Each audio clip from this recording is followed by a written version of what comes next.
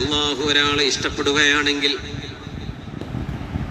നാദാ ജിബ്രീൽ അലൈഹിസ്സലാം, ജിബ്രീൽ അലൈഹിസ്സലാമിനെ അല്ലാഹു വിളിച്ചു പറയും, യാ ജിബ്രീൽ, ജിബ്രീലേ, ഇന്നി ഉഹിബ്ബു ഫുലാനൻ ഫഅഹിബ്ബഹ്, എനിക്ക് ഇന്നാലിന്ന ആളെ ഇഷ്ടമാണ്, അതുകൊണ്ട് ജിബ്രീലേ നിങ്ങളും അവരെ ഇഷ്ടപ്പെടണം.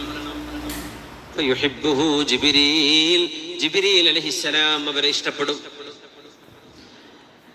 ثم ينادي في أهل السماء, ആകാശലോകത്ത് വിളിച്ചു പറയും ജിബ്രീൽ അലൈഹിസ്സലാം, മലക്കുകളെ, ഇന്നല്ലാഹ യുഹിബ്ബു ഫുലാനൻ ഫഹിബ്ബൂ, അല്ലാഹുവിന് ഒരാളെ ഇഷ്ടമാണ്, അതുകൊണ്ട് നിങ്ങളൊക്കെ അവരെ ഇഷ്ടപ്പെടണമേ. ഫയുഹിബ്ബുഹു അഹ്ലുസ് സമാ, ആകാശലോകങ്ങളിലെ അല്ലാഹുവിന്റെ മാലാഖമാർ ഭൂമിയിലെ ആ മനുഷ്യനെ ഇഷ്ടപ്പെടും. അവർ കണ്ടിട്ട് പോലും ഉണ്ടാവില്ല ചിലപ്പോ.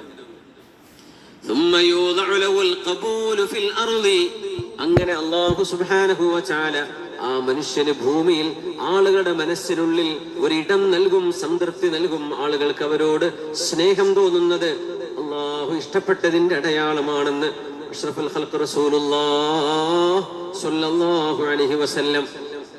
അല്ലാഹുവിന്റെ ഇഷ്ടം, പടച്ചവന്റെ മഹബ്ബത്ത്, അല്ലാഹു പടച്ചുവിട്ട റബ്ബിന്റെ പടപ്പുകളാണ് നമ്മള്.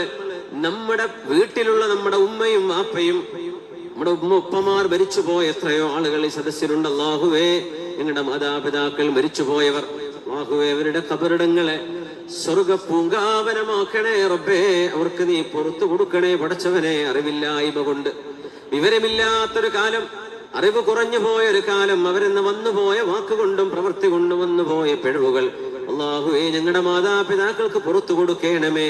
അവർ ജീവിച്ചിരിക്കുന്നവർക്ക് ദീർഘായുസും ആഫിയത്തും കൊടുക്കണമേ. തഖ്വയും ഈമാനും വർദ്ധിപ്പിക്കണേ റബ്ബേ. സ്വന്തം വീട്ടിലെ ഉമ്മയും ഉപ്പയും നമ്മളെ സ്നേഹിക്കണമെന്ന് നമ്മൾ ആഗ്രഹിക്കുന്നില്ലേ? നമ്മൾ എത്ര വലുതായാലും, ഇവിടെ ഉമ്മയും വാപ്പയും ജീവിച്ച് മകന് 60 വയസ്സായിട്ടുണ്ടാവും, ഉമ്മാക്ക് ചിലപ്പോൾ 75-80 വയസ്സ്. എന്നാലും എന്റെ ഉമ്മ എന്നോട് സ്നേഹിക്കണം. എന്നെ സ്നേഹിക്കാതെ എന്റെ അനുജനെയോ ജ്യേഷ്ഠനെയോ എന്റെ പെങ്ങളെയോ എന്താണ് ഉമ്മ അവരെ മാത്രം ഇഷ്ടപ്പെടുന്നത്? ഞാൻ ഉമ്മയുടെ മോന് തന്നെയല്ലേ എന്ന് 60 വയസ്സ് കഴിഞ്ഞാലും ഒരു മോന് ഉമ്മയോട് തോന്നുന്നത് സ്വാഭാവികമാണ് അല്ലെ? എന്റെ ഉമ്മാക്ക് എന്നോട് ഇഷ്ടല്ലേ? എന്റെ വാപ്പാക്ക് എന്നോട് ഇഷ്ടല്ലേ?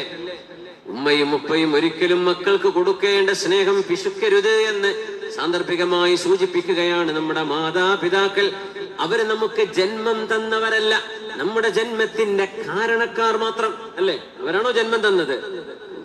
അവരാ ജന്മം തന്നതെങ്കിൽ ആ കുട്ടിയുടെ ചേലും കോലവും കളറും ഹൈറ്റും വെയിറ്റും സ്വഭാവവും ഒക്കെ നിർണ്ണയിക്കാനുള്ള അധികാരം അവർക്ക് കിട്ടണം. അതില്ലല്ലോ. ഉമ്മാക്ക് പോലല്ലേ ഏത് കോലത്തിലെ കുട്ടി വരുന്നത് അല്ലേ?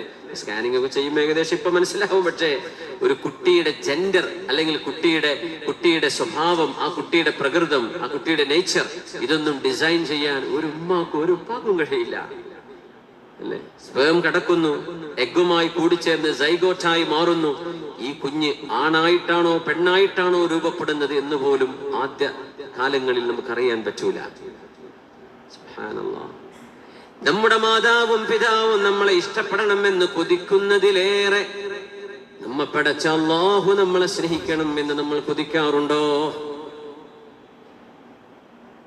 നമ്മൾ ഇന്ന് ചർച്ച ചെയ്യുന്ന വിഷയം ശരിക്കങ്ങ് ബോധിച്ചാൽ ഇസ്ലാം നമുക്ക് ആനന്ദമായിട്ട് മാറും, നിസ്കാരം നമുക്ക് ആനന്ദമായിട്ട് മാറും.